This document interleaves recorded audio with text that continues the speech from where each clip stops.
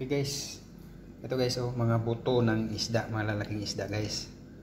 So hindi natin ubos-ubos pag lulutuin din natin to. Tapos may bibigyan tayo nito mga alaga natin. Ito na siya guys, oh, isang kaldero. Tapos timplahan din natin to ng suka, tuyo at saka tubig para magkalasa din. Guys, timplahan natin ng tuyo.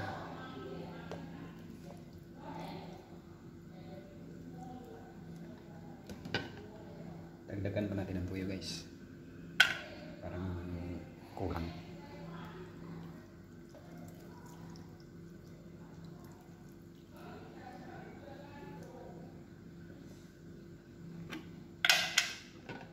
Saka ito guys, suka.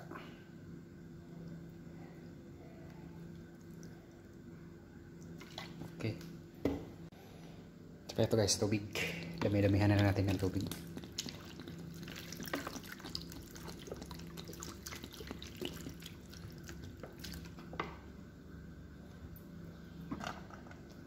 Tama na yan.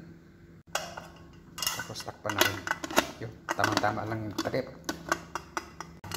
Okay, salang natin. Tapos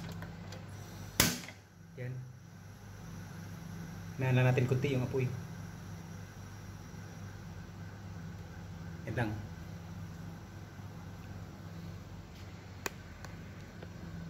Yan na. Check natin yung niluluto natin guys. Masang ba yan? Kumukulo na. Bango rin. Malapit na yan maluto. Check natin ulit guys. Yan. Malapit na to maluto. Pag maluto na to, palalamigin natin para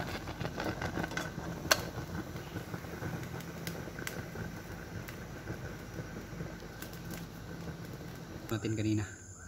Lagay natin sa banti.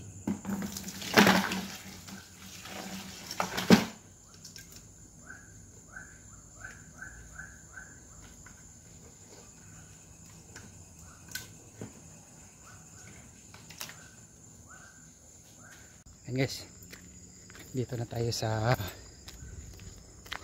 pupunta na tayo doon guys, doon sa unahan. Nandyan yung mga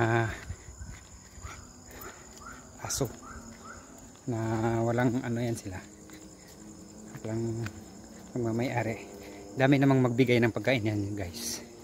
Ngayon tayo na naman ang magbigay ng pagkain sa kanila kasi sobra naman to.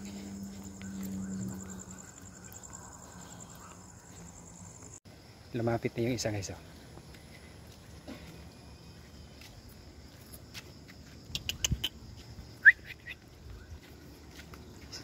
Kailangan mo lumapit.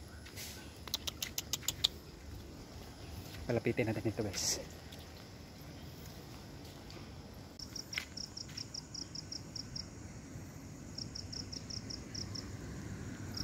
Baka hindi yan sila kakain ng mga buto.